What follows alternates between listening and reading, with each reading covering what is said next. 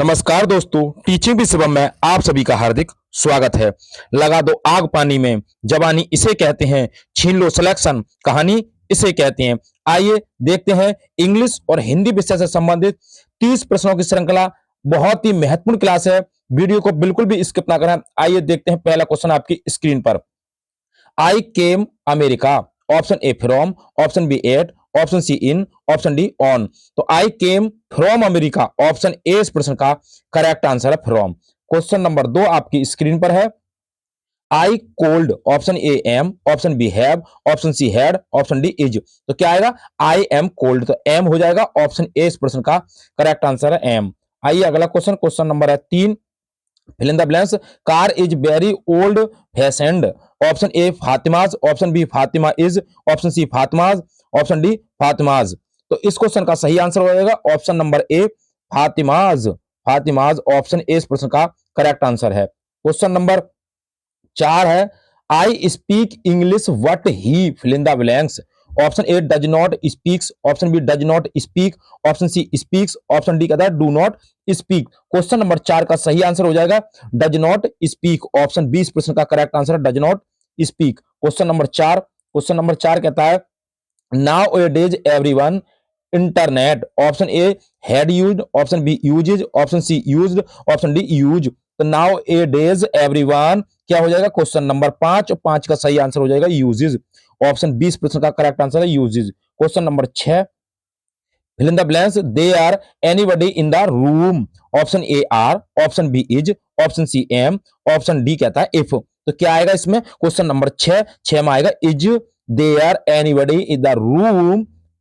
Option 20 प्रश्न का correct answer है is. Question number 7 how many siblings fill in the blanks. Option A do you have, option B have you gotten, option C did you had, option D both A और B दोनों। तो question number 7 का हो जाएगा both A और B दोनों। Option D इस प्रश्न का करेक्ट आंसर है। क्वेश्चन नंबर है 8 what fill in the blanks you doing. Option A is, option B are, option C am, option D if. तो क्या आएगा? क्वेश्चन नंबर 8 में आ जाएगा आर। ऑप्शन 20 प्रश्न का करेक्ट आंसर है what are you doing. Option B correct answer है। Question number 9 which book is fill in the blanks. Option number A your, option B yours, option C yours, option D your is. तो इस question का सही answer हो जाएगा yours हो जाएगा। Option C इस प्रश्न का करेक्ट आंसर है which book is yours. Question number 10 C is fill in the blanks home. Option number A 8, option B in, option C on, option D from. तो question number 10 का सही answer हो जाएगा 8 हो जाएगा। ऑप्शन ए इस प्रश्न का करेक्ट आंसर है 8। आइए अब देखते हैं हिंदी विषय से संबंधित अति महत्वपूर्ण प्रश्नों की श्रृंखला। आइए देखते हैं। अगर वीडियो के प्रश्न अच्छे लग रहे हो तो वीडियो को ज्यादा से ज्यादा शेयर करें। क्वेश्चन नंबर कहता है परिणामवाचक विशेषण किस वाक्य में है। परिणामवाचक विशेषण बताना आपको। ऑप्शन नंबर ए कुछ बच्चे आ रहे हैं, ऑप्शन बी सभी लोग हंस रहे हैं, ऑप्शन सी कहता है 2 किलो अनाज दे दीजिए, ऑप्शन डी कहता है मुझे 2 दर्जन केले चाहिए। तो परिमाण की बात आ जाए तो परिमाण हो जाएगा 2 किलो अनाज दे दीजिए। ऑप्शन सी इस प्रश्न का करेक्ट आंसर है 2 किलो अनाज दे दीजिए। आइए क्वेश्चन नंबर 31 की बात करें। तारीख शब्द है तो तारीख शब्द क्या है? ऑप्शन ए तत्सम, ऑप्शन बी तद्भव, ऑप्शन सी देशज, ऑप्शन डी विदेशी। तो तारीख शब्द किस भाषा का है? तो तारीख शब्द जो है वो विदेशी भाषा का शब्द है। ऑप्शन डी इस प्रश्न का करेक्ट आंसर है। अगला क्वेश्चन, क्वेश्चन नंबर है उपान्ह शब्द का क्या अर्थ है? ऑप्शन ए जनेऊ, ऑप्शन बी पगड़ी, ऑप्शन सी जूता, ऑप्शन डी गमछा। तो उपान्ह शब्द का क्या अर्थ है? क्वेश्चन नंबर तो हो जाएगा जूता। ऑप्शन सी इस प्रश्न का करेक्ट आंसर है जूता अर्थ हो जाएगा उपान्ह का। आइए अगला क्वेश्चन लघु उत्तरीय शब्द में कौन सी संधि है? तो लघु उत्तरीय शब्द में कौन सी संधि है? ऑप्शन ए गुण, ऑप्शन बी यण संधि, ऑप्शन सी वृद्धि संधि, ऑप्शन डी दीर्घ संधि। तो लघु उत्तरीय शब्द में जो संधि है वो है दीर्घ संधि। ऑप्शन डी इस प्रश्न का करेक्ट आंसर है। अगला क्वेश्चन, क्वेश्चन नंबर है मैं पर किस कारक के चिन्ह है? ऑप्शन ए कर्ता कारक, ऑप्शन बी कहता है अधिकरण कारक, ऑप्शन सी अपादान कारक, ऑप्शन डी संप्रदान कारक। तो मैं पर किसके चिन्ह है? तो इस क्वेश्चन का सही आंसर हो जाएगा ऑप्शन नंबर बी अधिकरण कारक के चिन्ह है। ऑप्शन बी करेक्ट आंसर है। अगला क्वेश्चन निम्नलिखित में पुल्लिंग शब्द है, इसमें से पुल्लिंग शब्द आपको बताना है। ऑप्शन ए फौज, ऑप्शन बी सभा, ऑप्शन सी कुटुंब, ऑप्शन डी सरकार। तो पुल्लिंग शब्द कौन सा है? तो इस क्वेश्चन का सही आंसर हो जाएगा कुटुंब जो है वो पुल्लिंग शब्द है। ऑप्शन सी इस प्रश्न का करेक्ट आंसर है कुटुंब।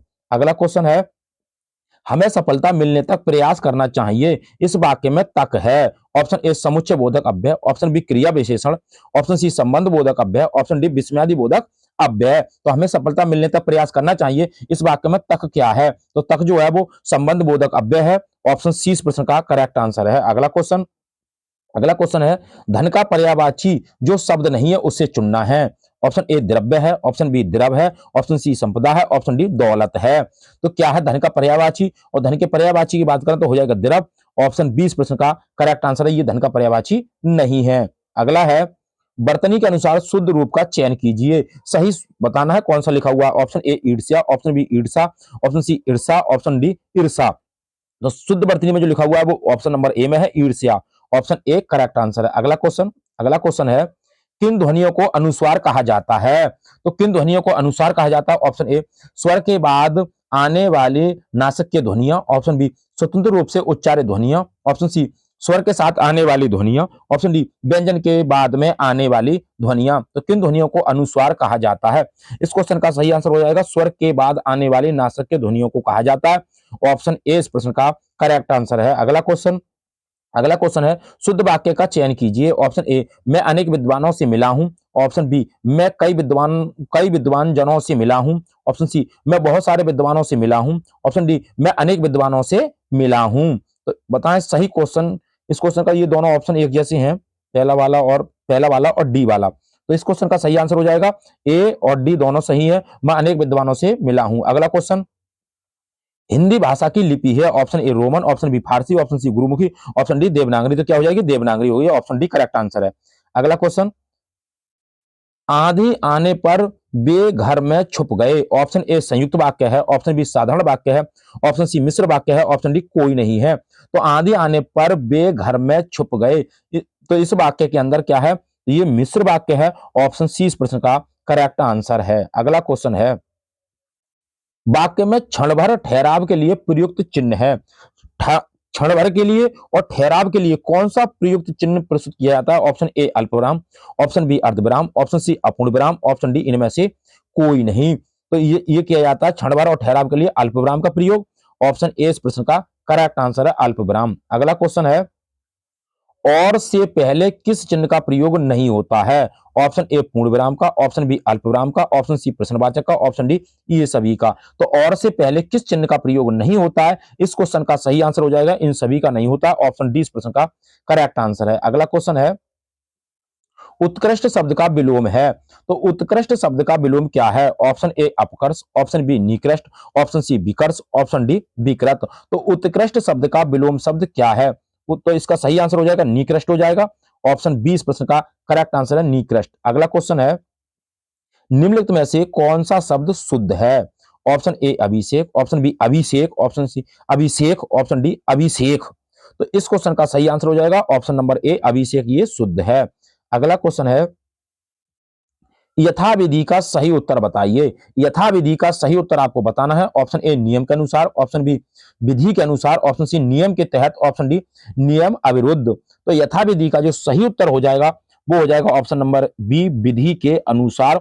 ऑप्शन बी इस प्रश्न का करेक्ट आंसर है, विधि के अनुसार। अगला क्वेश्चन है, किए हुए जानवर को मानने वाला वाक्यांश के लिए एक शब्द है। तो किए हुए उपकार सॉरी जानवर नहीं सॉरी उपकार, किए हुए उपकार को मानने वाला, जो उपकार को माने, वाक्यांश के लिए एक शब्द बताना। ऑप्शन ए कृतज्ञ, ऑप्शन बी कृतघ्न, ऑप्शन सी आभारी, ऑप्शन डी ऋणी। तो इस क्वेश्चन का सही आंसर हो जाएगा कृतज्ञ। ऑप्शन ए इस प्रश्न का करेक्ट आंसर है, जो उपकार को मानता है। अगला क्वेश्चन है, कंगाली में आटा गीला का अर्थ है। ऑप्शन ए वस्तु कम ग्राहक अधिक, ऑप्शन बी अभाव की स्थिति में और हानि होना, ऑप्शन सी दिल घबराना, ऑप्शन डी नष्ट भ्रष्ट कर देना। तो कंगाली में आटा गीला का क्या अर्थ है? तो नष्ट भ्रष्ट कर देना। ऑप्शन डी इस प्रश्न का करेक्ट आंसर है। अगला क्वेश्चन है, हिंदी व्याकरण के किन स्वरों में कंठ तालव्य स्वर हैं? कंठ तालव्य स्वर बताना है। ऑप्शन ए आ होता है, ऑप्शन बी ई है, ऑप्शन सी ऊ है, ऑप्शन डी ए है। तो कंठ तालव्य शब्द कौन कौन से होते हैं? तो ए है और आई है, ये दोनों कैसी हैं? कंठ तालव्य शब्द है। ऑप्शन डी इस प्रश्न का करेक्ट आंसर है। अगला क्वेश्चन है, जब किसी व्यंजन का संयोग उसी व्यंजन के साथ होता है तो उसे क्या कहते हैं? ऑप्शन ए संयुक्त व्यंजन, ऑप्शन बी संयोग द्वैत, ऑप्शन सी स्पष्ट, ऑप्शन डी ईसत। तो उसे क्या कहा जाता है? उसे कहा जाता है संयोग द्वैत। ऑप्शन बी इस प्रश्न का करेक्ट आंसर है। अगला क्वेश्चन है, व्यंजनों में अघोष, ऊष्म एवं महाप्राण व्यंजन बताना है आपको। ऑप्शन ए सा है, ऑप्शन बी दा है, ऑप्शन सी मां है, ऑप्शन डी बा है। तो ये कह रहा है ऊष्म, तो ऊष्म व्यंजन कौन सा हो जाएगा, ये वाला हो जाएगा। यानी ऊष्म व्यंजन कौन कौन से हैं, सा, खे, सा और हा, ये ऊष्म व्यंजन है। लेकिन यहां पर बात आ रही है कि महाप्राण भी बताना और अघोष भी है, तो ऑप्शन सी इस प्रश्न का करेक्ट आंसर हो जाएगा। अगला क्वेश्चन है, निम्न में से लघु स्वर कौन सा है। इनमें से आपको लघु स्वर बताना है, लघु स्वर कौन सा है। ऑप्शन ए आ है, ऑप्शन बी ए है, ऑप्शन सी ऋ है, ऑप्शन डी उपयुक्त सभी है। तो लघु स्वर कौन सा है, तो इस क्वेश्चन का सही आंसर हो जाएगा ऑप्शन नंबर सी, ऋ जो है वो क्या है, लघु स्वर है। ऑप्शन सी इस प्रश्न का करेक्ट आंसर है। अगला क्वेश्चन आपकी स्क्रीन पर है, विसर्ग किस वर्ग से संबंधित होता है। विसर्ग किस वर्ग में जुड़ता है। ऑप्शन ए दंत वाले में, ऑप्शन बी कंठ में होता है, ऑप्शन सी ओष्ठ में होता है, ऑप्शन डी तालु में होता है।